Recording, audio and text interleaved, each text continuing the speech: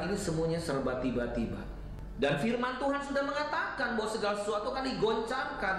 Tentang berakhirnya pandemi ini tidak ada seorang pun yang tahu. Kita tidak bisa memaksa Tuhan harus menghentikan sekarang juga. Tapi kita harus yakin saudaraku bahwa sebagaimana firman Tuhan katakan bahwa Dia membuat segala sesuatu indah pada waktunya. Tuhan mau kita belajar percaya bahwa di tengah-tengah situasi yang sulit, Tuhan adalah Tuhan yang tetap pegang kendali atas kehidupan kita. Apapun keadaan yang terjadi, Tuhan Yesus ada bersama dengan kita. Tuhan yang pernah menolong kita di waktu yang lalu adalah Tuhan yang sama yang menolong kita di hari ini. Hasil akhir bukan di tangan corona. Hasil akhir tetap di tangan Yesus Kristus. Dialah Tuhan yang berdaulat. Dialah Tuhan yang tetap pegang kendali atas kehidupan kita.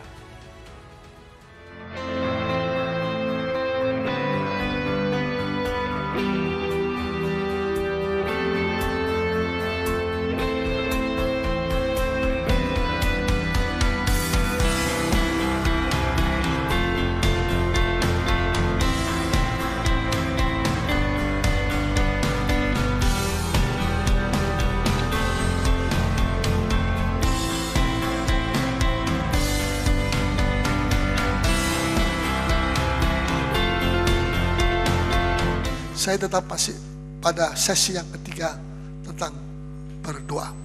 Katakan sama-sama, perlunya berdoa. Perlunya berdoa. Nah, sekarang yang ketiga ini, bait Allah diukur. Bait suci itu diukur. Dan orang yang beribadah di dalamnya itu semua diukur. Nah, jadi ini pengukuran bait suci. Coba tolong.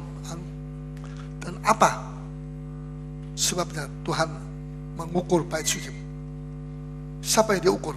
Yang diukur itu yang tidak bisa masuk, tidak diluputkan oleh Tuhan dari masuk zaman antikris selama 3,5 tahun yang sangat susah sekali penderitaan. Pasal 11 ayat 1 Wahyu. Kemudian diberikanlah kepadaku sebatang bulu seperti tongkat pengukur rupanya, dengan kata-kata yang berikut: bangunlah dan ukurlah bait suci Allah. Bangunlah dan ukurlah bait suci itu. Terus, dan mesbah dan mereka yang beribadah di dalamnya. Dan mereka yang beribadah di dalamnya itu di sini. Dan mesbah itu ini, mesbah. Kita mau baca dulu di dalam Yakobus pasal yang keempat. Yakobus pasal yang keempat. Ini bau kedagingan. Terus, dari manakah datangnya sengketa dan pertengkaran di antara kamu? Sengketa dan pertengkaran? Dari mana datangnya? Terus, bukankah datangnya dari hawa nafsumu yang saling datang dari hawa nafsumu, bukan datang dari kemenyan yang bau harum, tapi dari hawa nafsumu, daging kita, kayu itu daging, kayu itu daging, menuju kedagingan kita. Terus, yang saling berjuang di dalam tubuhmu, kamu mengingini sesuatu, tetapi kamu tidak memperolehnya. Lalu kamu membunuh, kamu iri hati, kamu membunuh. Benci itu membunuh juga, benci. Kalau kita orang suka benci sama orang, itu berarti kita ini pembunuh di hadapan Tuhan. Nah, terus, tetapi kamu tidak mencapai tujuanmu. Kamu iri hati, tetapi kamu tidak mencapai tujuan. Iri hati tetap tidak mencapai tujuan. Jangan sudah pikir kalau sudah iri hati sudah akan mencapai tujuan, sudah tidak akan mencapai. Iri hati itu membuat saudara jauh daripada tujuan saudara. Ya, terus, lalu kamu bertengkar dan kamu berkelahi. Masa ibadah disertai dengan pertengkaran? Pernah lihat? Pernah, saya sering lihat. Ya, itu variasinya. Kalau saya bosan ibadah, saya ibadah pakai bertengkar. Ya, nah ini, dan kamu berkelahi, terus kamu tidak memperoleh. Kamu tidak memperoleh apa-apa, karena kamu tidak berdoa. Karena kamu tidak berdoa. Tapi berdosa, ada S-nya.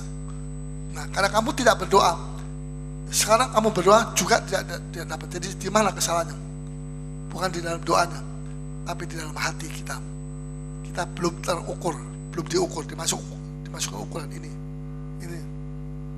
masuk dalam ukuran. Coba kita baca terus ayat 3. Atau kamu berdoa juga, tetapi kamu tidak menerima apa-apa. Nah ini, doanya salah. Doanya seperti kayu, kemetek. Kayu itu kalau dibakar kemeletek. Ya, suaranya kan kemeletek gitu. Ya, itu hawa nafsu. Terus Karena kamu salah berdoa, ya, sebab yang kamu minta itu hendak kamu habiskan untuk memuaskan untuk hawa memuaskan nafsu. hawa nafsumu. Yang kamu minta itu untuk memuaskan hawa nafsu, bukan memuaskan hati Tuhan, bukan untuk memuaskan hati kita, untuk memuaskan hati Roh Kudus, tapi hati Tuhan. Bukan hati Tuhan, hati kita sendiri. Terus Hai kamu orang-orang yang tidak setia, ya, tidakkah kamu tahu bahwa persahabatan dengan dunia adalah permusuhan dengan Allah? ya, jadi kalau kita masih campur kayu itu berarti kita masih bersahabat dengan dunia. Terus Jadi barang siapa hendak menjadi sahabat dunia ini, ia menjadikan dirinya musuh Allah. musuh Allah. Sampai menjadi sahabat dunia, dia menjadi musuh Allah. Ya, jadi di sini kita lihat bahwa kita mesti berhati-hati, jangan ibadah kita ini nanti ternyata ketika diukur sama Tuhan, loh kok masih berada di dalam ukuran dunia, belum keluar dari dunia. Ya, setelah saya mau kembali tadi dalam Wahyu 11 ayat 1 sudah baca? Sudah selesai? Ya. Sekarang ayat 2. Tetapi kecualikan pelataran bait suci yang di sebelah luar. Kecuali kan pelataran mana? Ini kecuali ini pelataran bait suci ini halaman. Nah, kalau saya punya rumah punya halaman ya ini halaman. Ini tidak diukur. Yang diukur ini sebenarnya diukur. Tapi dia cuma punya ini, tidak diukur. Terus Janganlah engkau mengukurnya, karena ia telah diberikan kepada bangsa-bangsa lain, dan mereka akan menginjak-injak kota suci. kota suci termasuk Yerusalem itu nanti diinjak-injak 3,5 tahun. Kota suci itu Yerusalem, tidak lain. Terus 42 bulan lamanya. 42 bulan lamanya. Ya, jadi ini masalah yang sangat pelik akan terjadi nanti. Tapi Tuhan akan berjanji bahwa sebelum zaman antikris itu masuk di bumi, tentara antikris itu tentara orang kafir, nah, Tuhan keluarkan lebih dulu, lindungi lebih dulu. Ini orang-orang Kristen yang ibadahnya termasuk dalam ukuran.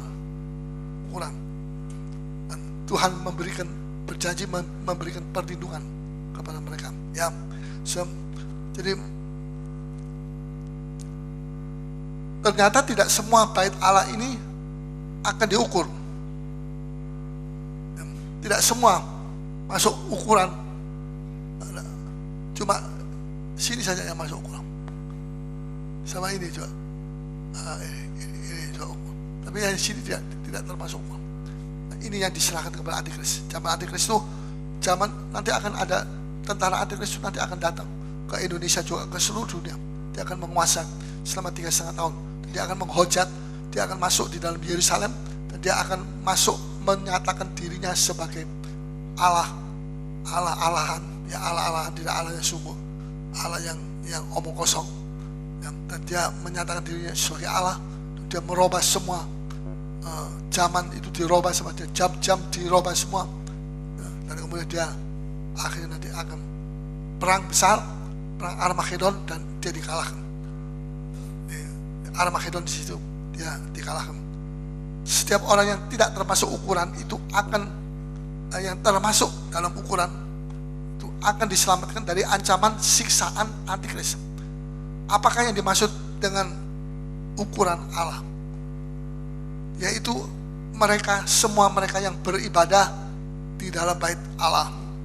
Maksudnya segala yang ibadah kita itu, semua ibadah kita itu nanti akan diukur di sini, masuk di sini, atau masuk di sini, masuk di sini, di halaman atau di ruangan suci. Ruangan maha suci belum, ruangan maha suci ini sempurna, kita belum sempurna.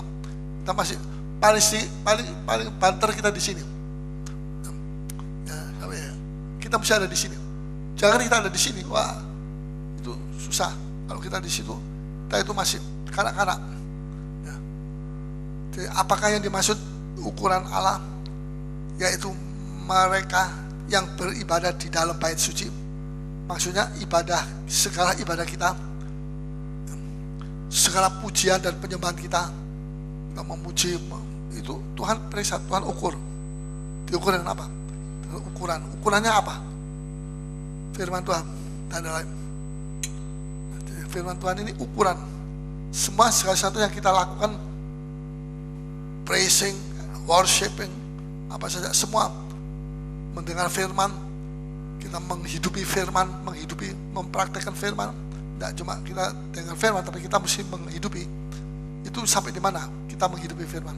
Kalau kita terlalu sedikit menghidupi firman, kita bisa di out sama Tuhan. Tidak, kamu keluar, kamu pergi ke sini, di bagian ini, pelataran, ya. Bisa semua, bagaimana semua itu akan diukur, dan ukurannya adalah firman Tuhan. Jadi ini firman Tuhan ini standar. Semua akan diukur menurut firman Tuhan. Kalau tidak cocok dengan firman Tuhan, itu akan dipenggal sama Tuhan. Tidak boleh. Ya. Kita sudah harus tinggalkan halaman.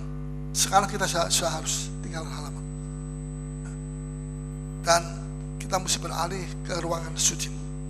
Ya, jadi kita jangan terus kita di sini.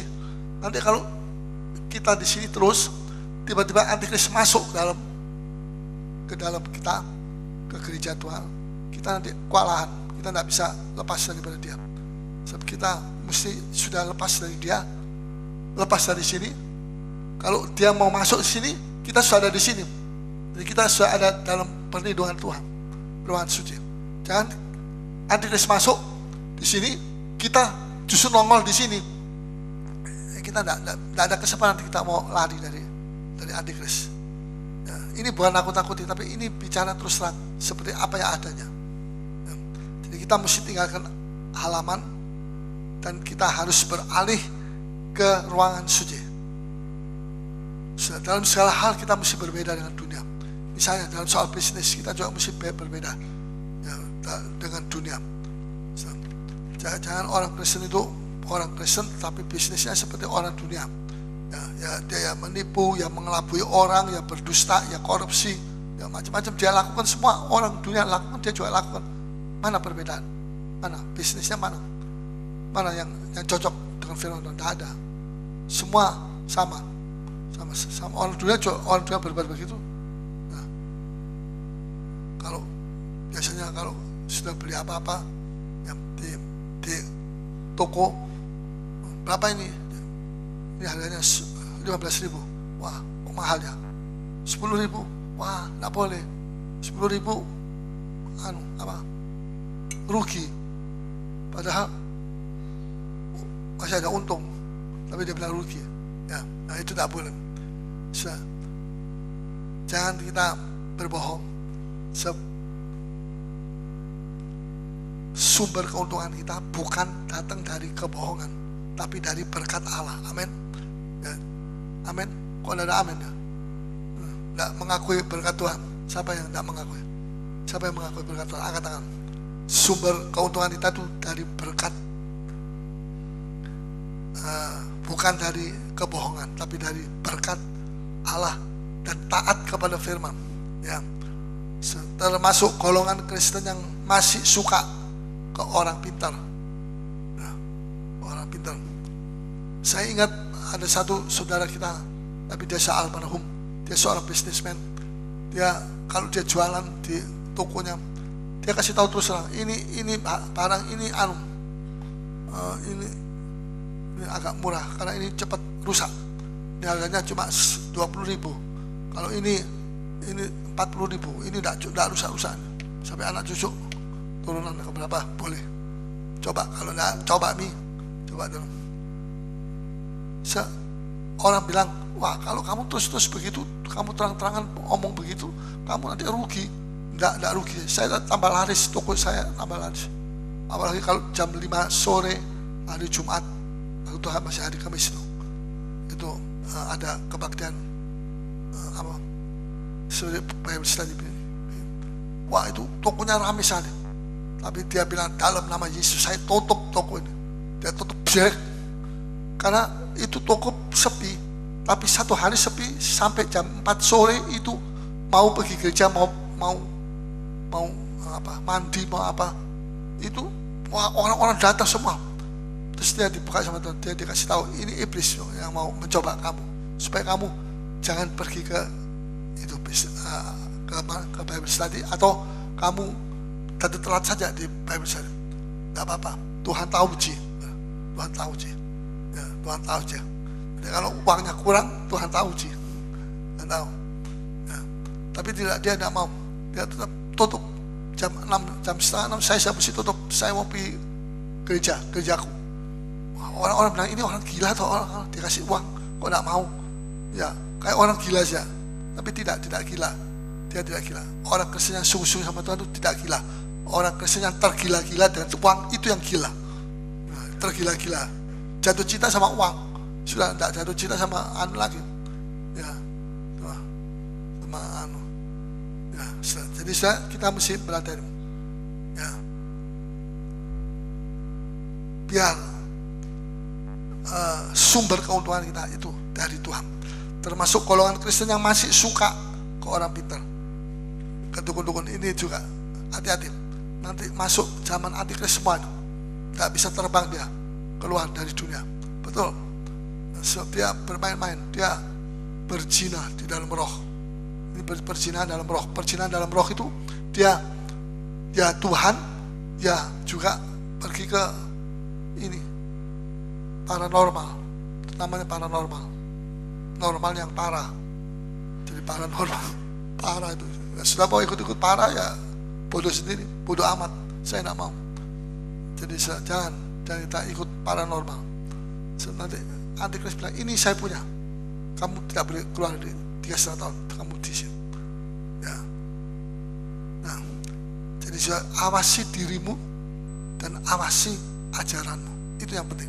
Coba kita baca 1 Timotius 4 ayat 16. 1 Timotius 4 ayat 16. Ya. 1 Timotius 4 ayat 16. Awasilah dirimu sendiri, ya, dan awasilah ajaranmu. Awasi ajaranmu. Terus bertekunlah dalam semuanya itu, ya, karena dengan berbuat demikian engkau akan menyelamatkan dirimu, ya, dan semua orang yang mendengar engkau. Oh, ya, sekian. Yang kedua, dalam Wahyu pasal 10 tadi ayat 6 ditulis tidak lagi ada penundaan, tidak ada canceling tidak ada, delay tidak ada. Kalau pesawat terbang masih banyak delay, tapi kita tidak ada delay. Wahyu 10 ayat 16, ayat 6, 10 ayat 6. Ya, dan ia bersumpah demi Dia yang hidup sampai selama-lamanya, ya, yang telah menciptakan langit dan segala isinya, dan bumi dan segala isinya, dan laut dan segala isinya. Ya, katanya tidak akan ada penundaan lagi. Tidak akan ada penundaan. Tidak akan ada penundaan lagi. Katakan sama-sama 1, 2, 3. Tidak akan ada penundaan lagi. Lagi sekali. Tidak akan ada penundaan. Ini Tuhan yang bilang, bukan Tuhan tidak main-main. Kalau Tuhan bilang tidak ada penundaan, tidak ada penundaan. Jadi kita ini mesti dengan waktu yang ada ini kita mesti siap, mesti selesai. Kalau tidak bisa. Jadi dalam Wahyu 10 ayat 6 saya baca tadi. Jamnya Allah kita mesti cocokkan dengan jamnya Tuhan. Betul? 8 lewat 4, saya lewat 6. Beda. Ya. Sedang lonceng dengan lonceng dunia saja beda. Apalagi lonceng kita dengan Tuhan. Lonceng Tuhan beda. Sangat beda. Sebab itu bukan kita yang mesti bukan kita menyuruh Tuhan, mari Tuhan sesuaikan dengan lonceng saya. Tapi lonceng kita yang mesti kita sesuaikan dengan Tuhan, bukan Tuhan yang mesti sesuaikan. Ya, Wahyu 10 ayat 10. Coba kita baca. Lalu aku mengambil kitab itu dari tangan malaikat itu, ya, dan memakannya. Di dalam mulutku ia terasa manis seperti madu. Mulutku terasa manis seperti madu. Terus? Tetapi sesudah aku memakannya, ya, perutku menjadi pahit rasanya. Tapi sesudah aku makan, perutku jadi pahit rasa. Waktu makan itu buku kecil kita makan, itu Injil makan, itu manis di mulut. Tapi waktu sampai di perut sini pahitnya bukan main, tak tahan dia. Wah, untuk kalau dia tidak pergi ke belakang terus. Nah, jadi firman Allah itu terasa manis di mulut. Banyak orang suka mendengar firman Tuhan, karena firman Tuhan itu manis. Ada janji-janji Tuhan, ada kuasa Tuhan, ada macam-macam perjanjian Tuhan. Ya, tetapi sayang bahwa di antara mereka tidak semua mau melakukan firman Tuhan, mau menghidupi firman Tuhan. Ada yang cuma mau, aku datang cuma aku mau nonton saja, aku mau dengar khotbahnya Pendeta Paulus bagaimana, sampai di mana. Nah, cuma itu percuma, kita tidak akan bisa dirubah kalau kita ya, tidak semua suka mempraktekkan firman. Sebab ketika firman itu dipraktekkan, terasa bagaimana? Di perut bagaimana? Pahit untuk apa? Untuk si ini, daging sama ego kita di sini. Ketika kita mau praktekkan terasa pahit buat daging dan ego. Mempraktekkan firman itu artinya apa? Mentaati firman. Betul? Mentaati firman itu enak. Oh, pahit sih. Mentaati firman itu pahit. Itu berarti kita mesti melakukan firman. Melakukan firman itu pahit sekali buat daging kita. Ya, kita mau atau tidak itu tergantung sama kita. Tapi Tuhan mau memberikan satu janji. Ya. Jadi coba kita membaca sana. Berbahagialah orang yang mengalami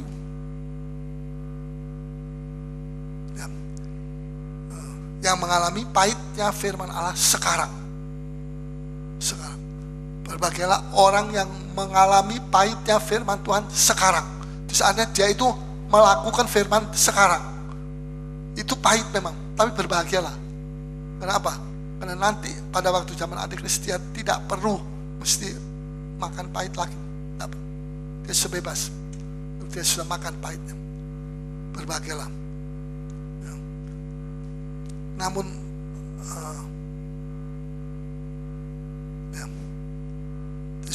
Namun sepahit-pahitnya mempraktikkan firman, masih lebih pahit apa? Masih lebih pahit apa? Sepahit-pahitnya makan firman. Aduh, pahit sekali. Praktek firman ini pahit. Ya, pahit sekali. Lebih pahit apa?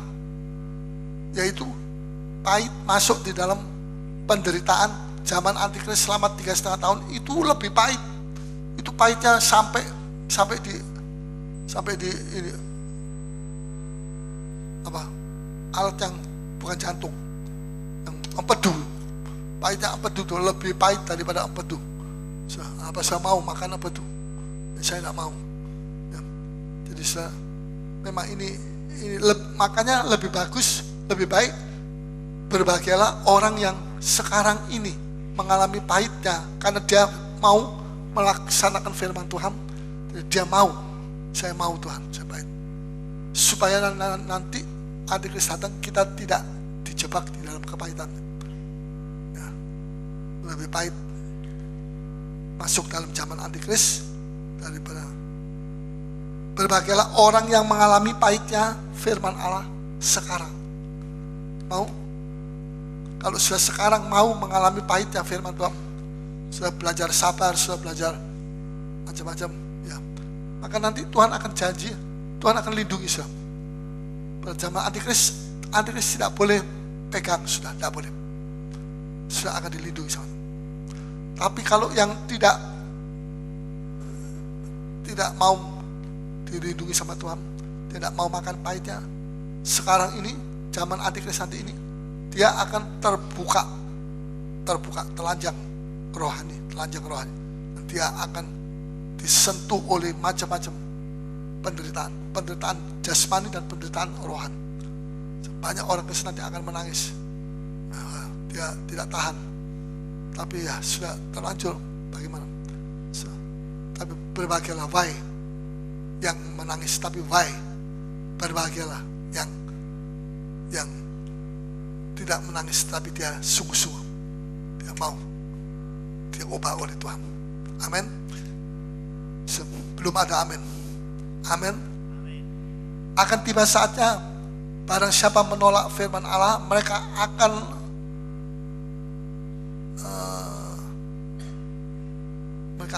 mengalami pahit penderitaan daripada siapa yang menolak firman, saya tidak mau.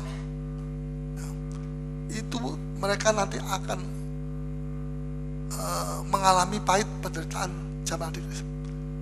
Lebih baik sekarang kita mengalami pahitnya firman Tuhan daripada nanti kalau Antikristus datang baru kita mengalami pahit. Itu pahitnya bukan pahitnya firman, itu pahitnya kita mesti makan pahitnya dari dosa, bukan pahitnya dari makan firman Tuhan, tidak. Jadi berbahagialah orang yang mengalami pahitnya firman Tuhan sekarang, sebab dia akan masuk dalam hitungan. Sepahit-pahitnya mentaati firman Allah masih lebih pahit daripada menolak firman. Nanti kalau sudah menolak firman, sudah akan mengalami pahit yang sangat pahit. Sebab firman Tuhan itu tidak boleh ditolak. Tapi kalau orang tidak mau terima dan dia menolak firman, ya sudah, Tuhan biarkan dia. Memang kepada kita diberi waktu oleh Tuhan, diberi boleh memilih, silahkan memilih. So, mau memilih yang mana, yang di sini atau yang di atas sana.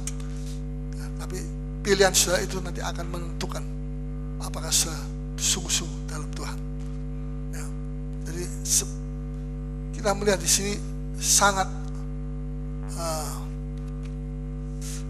riskan sekali. Akhir zaman kita harus memilih. Kita tidak bisa terus dengar firman Tuhan, duduk dengan dengar firman Tuhan dengan senang-senang saja, tidak bisa. Kita mesti duduk dengar firman dan nanti satu waktu setelah cukup waktunya kita harus berbangkit berdiri dan kita harus memilih. Kita mau terus sama Tuhan atau kita mau sama Antikris. Apa saja yang diukur? Coba kita baca dalam 1 Timotius 1 Tesalonika. Apa saja yang dia? Pasal 5. Kami minta kepadamu, saudara-saudara, supaya kamu menghormati mereka yang bekerja keras di antara kamu. Yang bekerja keras, yang berdoa, yang menyiapkan firman Tuhan, yang menggembalakan, yang memimpin, menasihati, ya, membimbing, macam-macam. Itu pekerjaan yang sulit. Membimbing domba saja sulit, apalagi membimbing orang itu lebih sulit. Ya. Tapi saudara-saudara, supaya kamu menghormati mereka yang bekerja keras di antara kamu, ya, yang bekerja keras. Yang memimping kamu dalam Tuhan, dan yang menegur kamu. Dan yang menegur kamu. Kalau kamu salah ditegur. Banyak orang tidak berani menegur. Banyak pemimpin tidak berani menegur. Dia biarkan saja. Sebab dia kasihan nanti dia tersinggung, dia keluar gereja. Nanti bagaimana? Itu bukan urusan kita, itu urusan Tuhan. Kalau dia pergi keluar gereja, nanti Tuhan akan ketemu sama dia. Di mana saja dia pergi, di gereja apa, gereja setan pun dia akan ketemu sama Tuhan. Ya. Amin. Amin. Ya, jangan takut. Wah, nanti ketemu sama setan. Nanti masuk gereja setan, ya ketemu sama setan-setan. Banyak setan-setan di dalam gereja sekarang. Ya. Jangan kita berasumsi, asumsi seperti itu salah. Kita harus berani menegur. Ya, ada satu Tuhan pernah berkata begini. Kamu harus lebih senang kalau kamu ditegur oleh pemimpinmu daripada kamu dipuji-puji oleh orang. Karena itu adalah seperti jalan yang licin yang menjegal kamu masuk, jatuh, tergelincir. Saya bilang amin Tuhan. Betul. Jadi, Tuhan pada waktu itu saya memberikan sedikit penjelasan. Saya memberikan full timer juga sekali nasihat, teguran. Ya, dan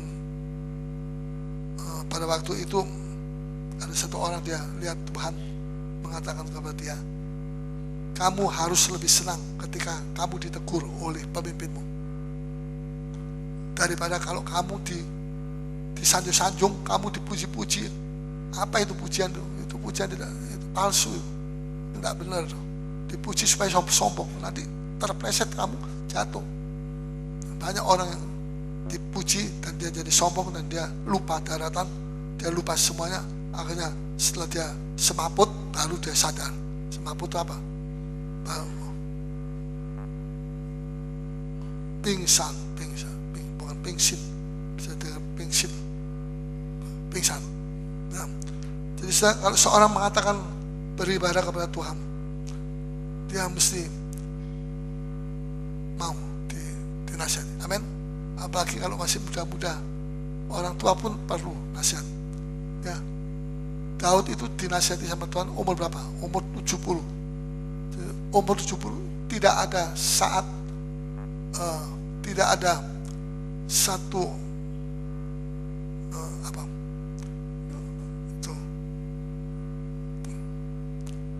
tidak ada saat tua, merasa terlalu tua untuk tidak dinasihati, dan tidak ada saatnya merasa terlalu tua untuk boleh taat. Umur berapa? Abraham disuruh taat umur berapa? Umur 99. Itu Kejadian 17 baca. Umur 99. Abraham masih dibilang, Tuhan bilang, Abraham, kamu mesti tidak bercela, kamu jangan takut, kamu harus taat. Bukan umur 17 tahun. Umur 17, anak muda memang mesti taat semua. Haleluya. Lupa. Tapi orang tua tidak usah. Orang tua sudah makan garam. Siapa bilang? Makan garam itu garam dunia, bukan garam surga. Di surga tidak ada garam. Yang saya tahu tidak ada garam. Jadi orang muda, orang tua semua tidak ada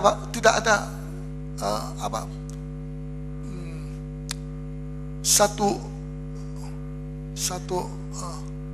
batasan untuk dia sudah cukup, saya tidak perlu taat lagi, saya sudah tua, cukup, sudah melebihi kapasitas saya untuk taat, sudah cukup. Tidak bisa. Kalau sudah begitu sudah tidak bisa dipakai Tuhan, terus macet, terus buahnya itu janji Tuhan, masa tuamu kamu nanti akan berbuah-buah, tapi ini macet, buahnya stop sampai di situ, tidak bisa berbuah lagi. Salah sendiri. Kita perlu taat, dan kita perlu, tidak ada orang merasa dirinya terlalu tua untuk tidak taat. Wah, tidak bisa. Ini Kejadian 17 ayat. Coba baca. Saya pikir saya ini suka omong kosong. Saya tidak omong kosong ya. Ketika Abraham berumur 99 tahun, Ya. maka Tuhan menampakkan diri kepada Abraham dan berfirman kepadanya, Akulah Allah yang maha kuasa, hiduplah di hadapanku dengan tidak bercela. Tidak bercela. Terus Aku akan mengadakan perjanjian antara aku dan engkau, dan aku akan membuat engkau sangat banyak. Ingat. Jadi di sini kita ambil ditegur mereka yang bekerja keras, adalah kamu, mereka yang memimpin kamu dalam Tuhan, dan mereka yang menegur kamu. Tuhan bilang kamu harus lebih senang ketika ditegur oleh pemimpinmu daripada kamu dipuji-puji orang. Itu seperti jalan yang licin, yang tidak terasa, tahu-tahu kamu jatuh. Jadi ini Tuhan memberi nasihat yang baik sekali buat orang muda, ya, juga buat orang tua. Hiduplah dalam perdamaian seorang dengan yang lain. Orang yang hidup dalam perdamaian itu diukur. Ayat 13b. 1 Tesalonika pasal 5 ayat 13b. Hiduplah selalu dalam damai seorang dengan yang lain. Nah, jadi kalau seorang mengatakan saya beribadah kepada Tuhan, tapi dia tersandung kepada si A, tersandung kepada si B, tersandung kepada si C, putar-putar gereja mana saja, masuk keluar, tersandung terus. Apakah itu orang Kristen sudah ada di ruangan suci? Belum. Itu kemungkinan besar itu masih di halaman. Ya, dia putar-putar terus di sini.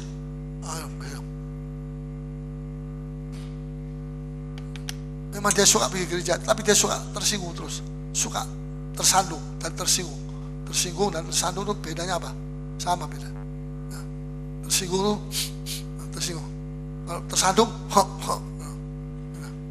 terus melorot dia, tidak mau pergi gereja lagi. Ya, jadi sudah jangan. Kita mesti menjadi orang Kristen yang dewasa. Orang dewasa tidak mau mesti tersandung. Tidak, kalau di tempat rame, ya di mana pasar apa gitu, pasar Senggol, namanya pasar Senggol. Dulu ada pasar Senggol di sini.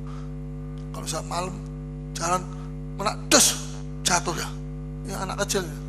Tapi yang satunya tidak jatuh, sama orang besar, karena dia orang dewasa.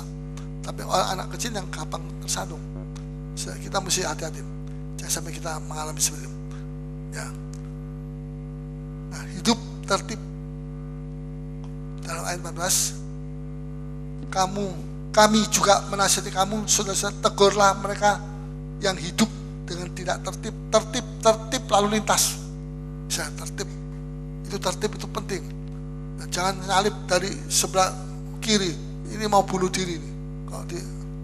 Kalau di luar negeri katanya kalau mereka lihat yang di muka ini jalan macam-macam, jalannya miring ke sini, nyalip ke situ, dia tabrak, dia sengaja dia tabrak, nanti dia dapat ganti baru asuransi. Tapi ini orang yang salah ini dihukum sebab dia jalannya meleot-leot begitu. Jadi sudah, kita jangan hidup tertib itu penguasaan diri. Betul, penguasaan diri ini penting. Kalau sudah tidak punya penguasaan diri, itu berarti sudah tidak punya rem. Dan kalau sudah tidak punya rem, sudah tidak punya, dosa itu tidak punya rem otomatis. Tidak, rem otomatis tidak ada. Jadi kalau dosa itu tidak direm, remnya namanya bertobat, ya, dia akan terus meluncur. Dia akan kena lagi, satu lagi, kena lagi, kena lagi, sampai akhirnya dia hancur sendiri. Dia kena terus karena dia tidak punya rem yang otomatis, ya. Jadi saya bukan kuasa yang kita kejar, tetapi penguasaan diri. Amin. Penguasaan diri itu apa? Penguasaan diri itu menguasai diri. Bisa menguasai diri. Mengapa sudah kok berkelahi, suka berkelahi? Mengapa sudah kok suka berkelahi dengan mulut sudah? Apalagi kalau perempuan sama perempuan cakar-cakaran begitu. Kenapa? Karena tidak bisa punya penguasaan diri. Tidak punya penguasaan diri. Kalau laki-laki ya dia ini pukul sudah. Kalau perempuan dia jabak-jabakan, dia karena tidak punya penguasaan diri. Penguasaan diri itu perlu, bukan kuasa yang perlu, bukan. Kalau sudah punya kuasa, iblis datang, iblis bawa iblis yang lebih besar. Nanti dia lepas kondisi itu, nanti sudah akan terganggu terus. Tapi kalau sudah punya kuasa, sudah punya penguasaan diri, sudah katakan, hei iblis, kamu pergi dalam nama Yesus Kristus. Dia pergi. Atau tidak usah kita hardik, dia akan pergi sendiri kalau dia tidak tahan. Kalau kita berapi-api, kalau kita berapi-api buat Tuhan, susu kita harus kita ini ditakuti sama iblis. Amin. Saya mesti tahu, sudah itu ditakuti sama iblis. Betul? Betul. Katakan kiri kanan, sudah ditakuti sama iblis. Saya tahu kenapa Elia mau diintimidasi, mau dibunuh sama sampai itu orang perempuan Isabel, ya. Kalau punya anak jangan kasih nama Isabel. Sebel. Kenapa? Kok Isabel mau bunuh?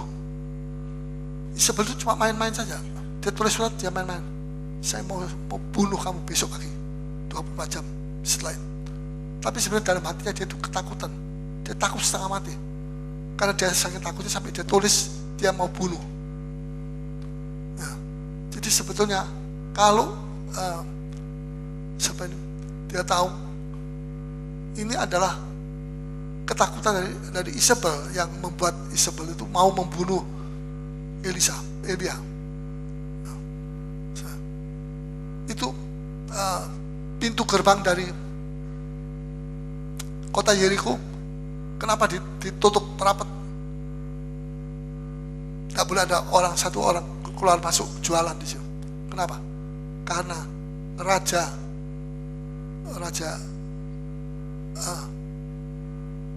bukan Raja Ahab, Yeriko kok, Yeriko. Raja Yeriko itu ketakutan sama Yosua ini, jadi dia tutup, tidak boleh ada orang keluar masuk. Dia ketakutan, mestinya gampang saja menyerang kalau orang ketakutan ya. Kenapa kok kita mesti ketakutan? Kita ketakutan kepada orang yang ketakutan sama kita. Ini satu tipu muslihat dari iblis. Selalu pakai ketakutan. Jadi tidak ada iblis itu takut sama kita sebelum. Amin. Iblis itu takut sama kita. Tapi dia berusaha seolah-olah dia menakut-nakuti dan kita yang ketakutan sama dia. Tapi tidak, sebenarnya dia yang ketakutan. Ya. Jadi jangan kita menjadi orang Kristen yang ketakutan.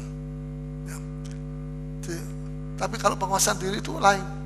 Penguasaan diri kita tidak usah minta kuasa, tapi kita bisa menjaga diri. Ya. Nah, satu hal yang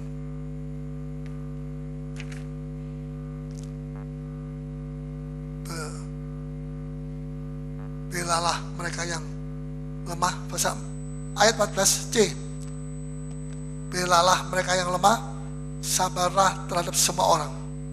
1 Tesalonika 5 ayat 14c. Belalah mereka yang lemah, sabarlah terhadap semua orang. Ya, belalah mereka yang lemah. Ya.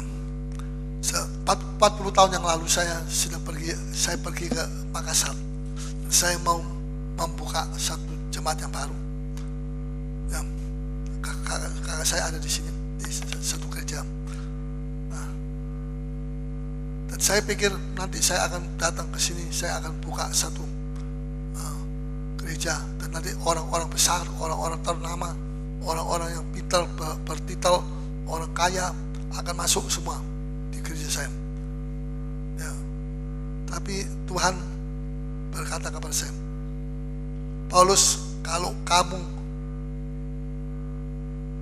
sudah bisa melayani orang miskin, orang-orang miskin, orang-orang yang tidak berarti, orang-orang yang papa, barulah aku akan kirim orang-orang besar untuk kamu layani dia. Tapi kalau kamu belum bisa melayani orang miskin, kamu belum bisa melayani orang besar. Bisa mengerti saya? Ya. Banyak hamba Tuhan mau melayani orang besar, bukan besar kepala, Tuhan besar. Ya.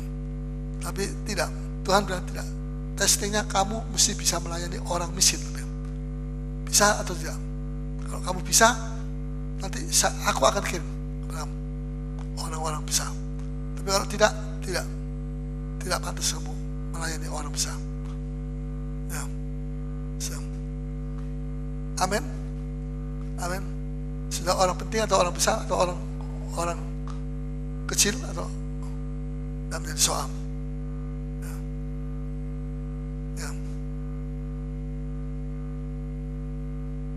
Dan nanti Tuhan akan membuat seperti orang-orang itu, orang-orang besar itu, seperti 24 tua-tua yang duduk di setengah lingkaran di takhta Allah, dan waktu ada apa-apa dari sorga, mereka semua pakai emas.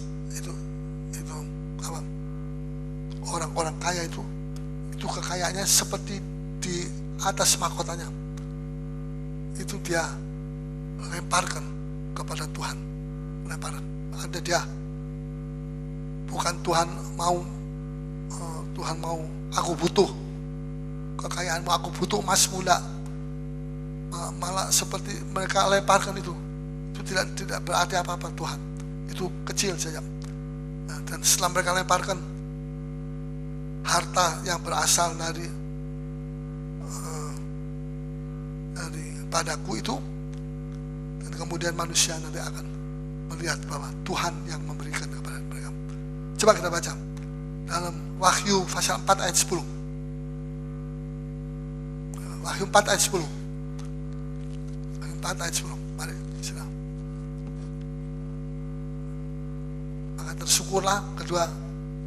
Maka tersungkurlah ke-24 tua-tua itu di hadapan dia yang duduk di atas tahta itu. Dan mereka menyembah dia yang hidup sampai selama-lamanya. Terus, dan mereka melemparkan mahkotanya di hadapan tahta itu. Di hadapan tahta itu. Sambil berkata, Ya Tuhan. Ya Tuhan dan Allah kami, Engkau layak menerima puji-pujian dan hormat dan kuasa. Sebab Engkau telah menciptakan segala sesuatu. Dan oleh karena kehendak-Mu semuanya itu ada dan diciptakan. Di sini dikatakan dalam ayat 10b, dan mereka melemparkan mahkotanya di hadapan tahta itu sambil berkata, Ya Tuhan dan Allah kami, Engkau layak menerima puji-pujian dan hormat dan kuasa dan segala macam. Itu 24 tua itu dia bawa mahkota itu, hartanya. Mahkota itu simbol dari harta. Dia akan serahkan itu. Luar biasa, Tuhan nanti akan kerja secara dahsyat pada akhir zaman. Amin. Tapi kita tidak berhati mau emas, tidak. Emas itu tidak ada artinya. Itu emasnya Tuhan itu lebih dahsyat daripada emas dunia. Amin. Ya. Jadi yang kedua, kesabaran itu akan diukur. Di mana tadi? Dalam 1 Tesalonika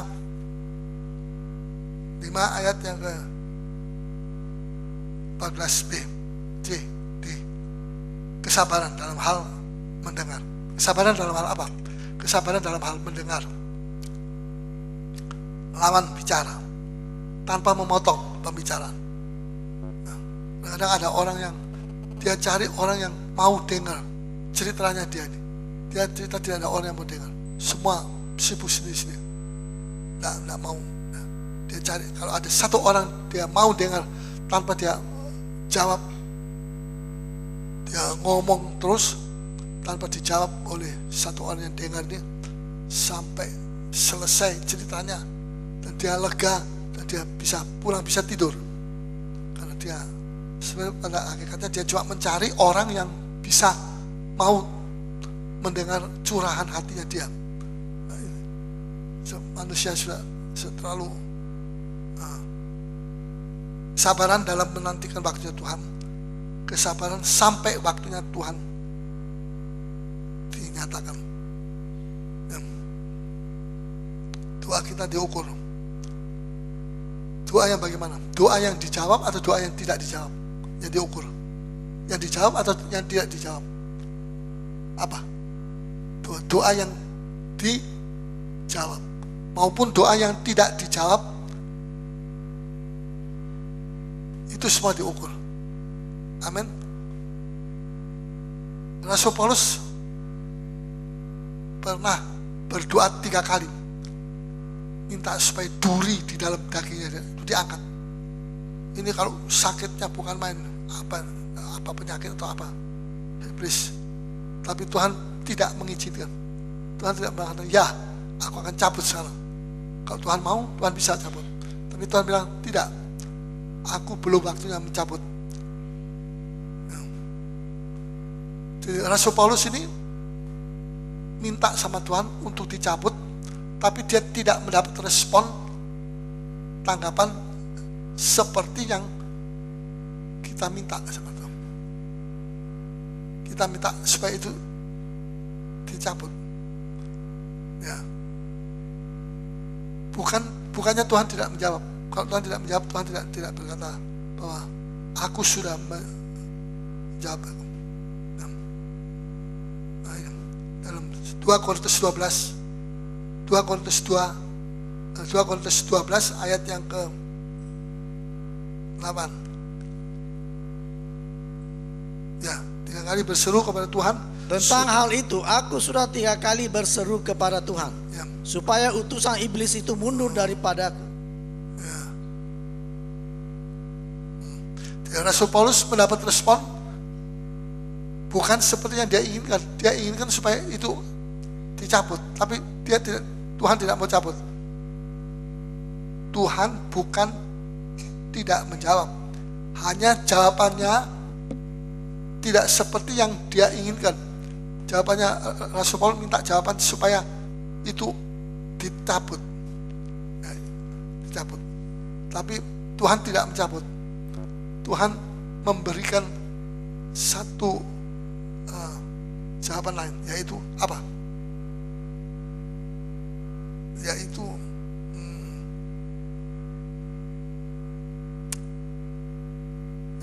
yaitu kasih karuniaku cukup bagimu.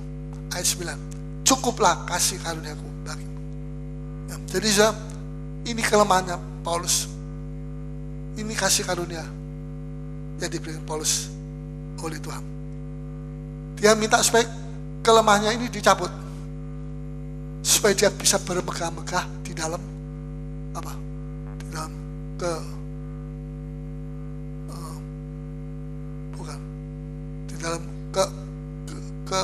kekuatannya dia, supaya dia bisa menjadi bermegah-megah di dalam kekuatannya dia. Jadi dia minta supaya kelemahannya dia dicabut, supaya dia tidak lagi terganggu oleh kelemahannya dia, entah kelemahan tubuh, fisik dan sebagainya, sakit apa saja. Tapi dia akan bisa berapi-api dalam bermegah-megah di dalam keberanian dia, dalam ya, dia tidak takut lagi. Tapi Tuhan tidak mau memberikan itu. Tuhan membiarkan itu durinya itu tetap di dalam ya. Tapi kasih karuniaku akan ku cukup bagi kamu. Tuhan ya, kasih karuniaku cukup bagi. Mana yang saya pilih? Saya dalam kelemahan tubuh atau dalam kelemahan saya merasa lemah, tapi kasih karunia Tuhan terus dicurahkan kepada saya. Kasih karunia Tuhan ini luar biasa. Atau saudara merasa kuat, misalnya, aku kuat sekarang, puji Tuhan, aku lawan siapa saja yang melawan saya, aku akan hadapi. Tapi tidak ada kasih karunia, dia cuma pakai kekuatan sendiri, dia sendiri. Mana yang lebih bagus? Yang pertama atau yang kedua? Yang pertama dong. Ya, jadi lantas Rasul Paulus bilang, lebih baik kalau begitu aku selalu berada dalam kelemahan. Aku bermegah-megah dalam kelemahan itu. Kenapa? Dia diluputkan oleh Tuhan dari kesombongan. Dia tidak akan bisa bermegah-megah lagi dalam kesombongannya dia, karena dia sudah terus lemah terus. Dalam kelemahan itu dia terus selalu meminta kepada Tuhan kekuatan dari Tuhan. Dan Tuhan memberikan kasih karunia. Kasih karunia itu yang mencukupi dia. Luar biasa ya. Ini hamba Tuhan yang dipakai Tuhan luar biasa. Tapi justru kekuatan, kita pikir kalau Rasul Paulus dipakai Tuhan tuh, wah, itu kekuatannya berapa itu. Kalau ini berapa watt ya? Berapa volt. Tapi tidak. Dia tetap sederhana. Orang yang lemah, dan kalau jalan dia lemah, tapi kalau nulis dia kuat sekali. Ya. Jadi mari kita mau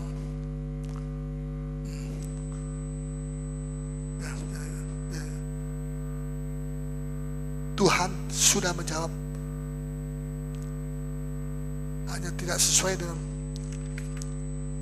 ya. Terakhir saya mau jelas, Tuhan punya kehendak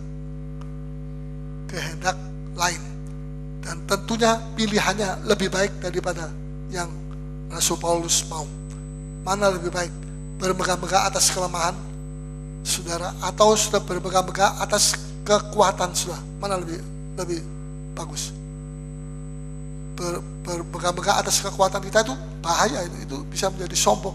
Dia bisa lupa daratan, dia bisa macam-macam, dia bisa ini aku semua yang bikin ini, kalau tidak ada aku di sini tidak ada semua ini. Wah, macam-macam. Itu perkataan seperti antikris itu kesombongan. Ya, tapi kita jangan meniru. Biarlah kita tetap tinggal di dalam kerendahan hati. Bermegah-megah atas kekuatanku tidak, tapi bermegah-megah atas kelemahanku, supaya kuasa Kristus turun atasku. Amin. Sekalipun tidak ada respon seperti yang ia kehendaki, Rasul Paulus tetap mengajar jangan berhenti berdoa. Ya, walaupun Rasul Paulus tidak pernah dijawab doanya sama Tuhan, tapi tetap Rasul Paulus menulis jangan berhenti berdoa. Luar biasa. Dia tidak robah semua catatan-catatan, dia robah semua. Ya, yang jangan kamu berhenti berdoa, jangan berhenti, terus berdoa. Itulah, ada beberapa batu kecil sandungan untuk membuat doa saudara itu terhambat. Antara lain apa? Ini saya perlu tambah 1 biji kerikil yang bisa membuat